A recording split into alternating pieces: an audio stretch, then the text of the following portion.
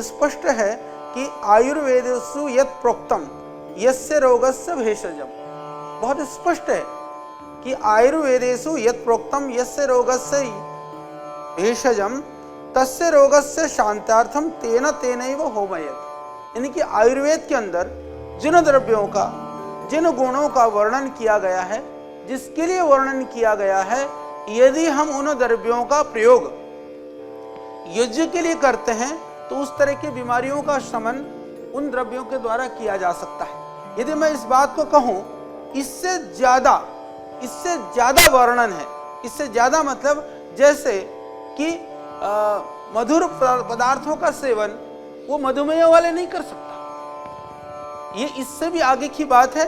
परंतु यदि मधुर पदार्थ, यदि आप शक्कर डालते हैं तो आप उससे मधुमेह में लाभ पाते हैं। यानी सूक्ष्म रूप से वह और दिव्य होकर के और कई गुणा होकर के वो हमको प्राप्त होता है। कोई कोलेस्ट्रॉल बढ़ा हुआ आदमी है, कोई मोटा आदमी है, वो घी का सेवन नहीं कर सकता। घृत सेवन से घृतमोही आयु, तो उससे मेद आदि की भी वृद्धि होती है। तो उस स्थिति में यदि आपका कोलेस्ट्रॉल बढ़ा हुआ है, यदि आप उस घृत की यज्ञ करते हैं, घृत से यज्ञ करते हैं, तो आयु की वृद्धि तो होगी क्योंकि घी का वह मुख्य गुण है, परंतु उससे मोटापा या उससे कोलेस्ट्रॉल नहीं बढ़ेगा।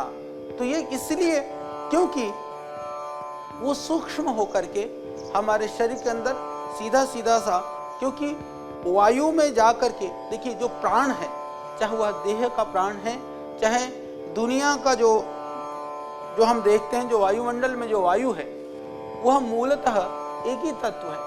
वायु तत्व जब देह में काम करता है तो वो प्राण तत्व कहलाता है। तो जब हम यज्ञ करते हैं तो पदार्थ, जब हम स्थूल रूप से जब किसी पदार्थ का ग्रहण करते हैं तो जा करके पहले वो रस, रक्त, मांस, मज्जा आदि जो प्रक्रिया है उसमें से गुजरते हुए वो जाकर के देह को पुष्ट करता है, यानी कि जाकर के प्राण को पुष्ट करता है। वो अन्नमय कोश के द्वारा तब प्राणमय कोश में प्रवेश करता है। परंतु जब हम यज्ञ करते हैं तो उसको अन्नमय कोश में प्रवेश नहीं कराना पड़ता पदार्थ को, वो सीधा सीधा सा हमारे प्राणमय कोश में चला जाता है। तो उसके साथ, क्योंकि वह एक जो प्रक्रिया है जो शरीर को भोजन के पाचन के द्वारा बाकी जो अन्नमय कोश का पूरा कार्य है वो नहीं करना पड़ता है उस पदार्थ के लिए, वह सीधा सीधा सा हमारे प्राणमय कोश में जाकर के वह कार्य करना शुरू कर देता है। यानी कि स्थूल आहार से भी ये सूक्ष्म आहार है,